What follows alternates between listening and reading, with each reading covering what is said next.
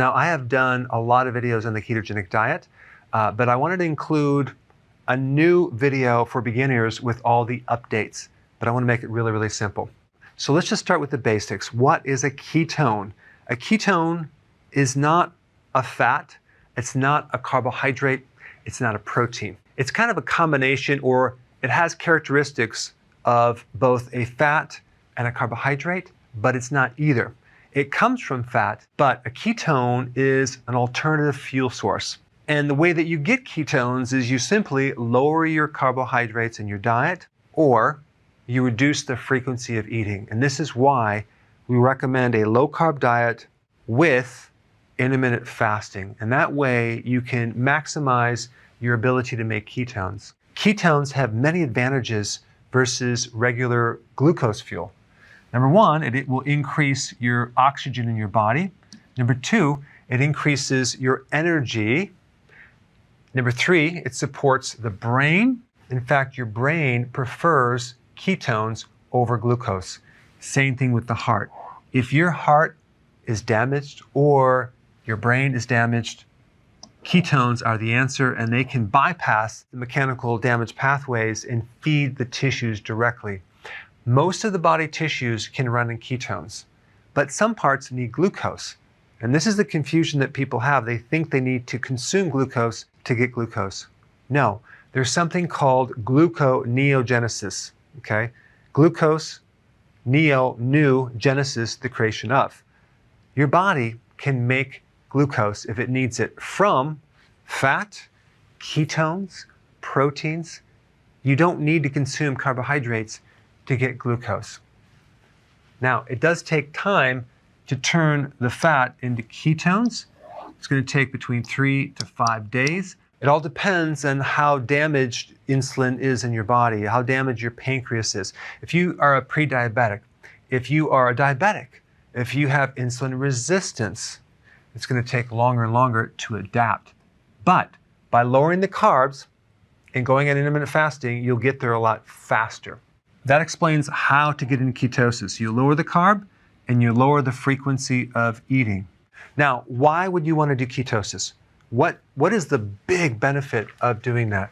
Well, you're going to lower insulin, and most people have high insulin. Rarely does your doctor ever test you for insulin. They'll test you for glucose, but not insulin.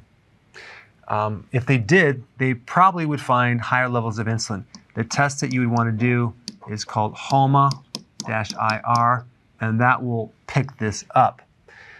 Too much insulin causes insulin resistance. Insulin resistance is behind prediabetes. Insulin resistance is behind metabolic syndrome, high blood pressure, fat in the gut area right through here. And prediabetes leads to diabetes. So in reality, diabetes stems from high levels of insulin at a certain point. And so keto and intermittent fasting will lower insulin. And that is the big benefit of doing this. There's a lot of other benefits too. You can reduce fat in your liver. You can improve your cognitive performance. You can improve your mood. You can help decrease blood pressure, decrease inflammation, improve your energy, and decrease your belly fat. But the real big benefit that allows you to do this eating plan is your hunger goes away, okay? Without being hungry all the time, it makes it really easy to do long-term as a healthy lifestyle. And there's even an additional benefit if you're doing intermittent fasting, that's autophagy. Basically what this is, it's a recycling of garbage in your tissues. So all the damaged protein, the protein that your body doesn't need, it's clogging everything up. Guess what? Your body will recycle that and turn that into new amino acids. That's one of the big things about autophagy. To do this, you have to fast at least for 18 hours. So the combination of keto and IF work very, very nicely together, because if you just do keto without intermittent fasting and your metabolism is slow, you may not achieve your weight loss goal or your other goals, because it would take a very, very long time, and sometimes it's not going to work. Why? Because the frequency of eating in general will trigger insulin. So the frequency of eating is actually very, very important in relationship to you lowering insulin. All right, then you have this concept of a healthy keto plan versus dirty keto. Of course, we recommend the healthy keto, and this basically is higher quality ingredients, grass-fed, wild-caught, pasture-raised versus conventional type foods right here. With healthy keto, you're focused on nutrient-dense foods. With dirty keto, you're really just focused on keeping your carbs low. When you do healthy keto, you end up looking a lot better than doing the dirty keto. All right, the rule of thumb is don't eat unless you have hunger, okay? Unless you have the sensation of being hungry. When you're doing the healthy version of keto and you're doing enough leafy greens and vegetables, okay? And you're doing enough healthy fats and you're improving insulin resistance, you're not only going to be full, but you're going to be satisfied. Now, if you look at the pie chart here, we have about 5% carbs of your total calories, and then 5% vegetables, which, by the way, actually adds up to a lot, because if you look at the carbohydrates and vegetables, you minus the fiber, giving the net carb, it doesn't come out to a lot of calories.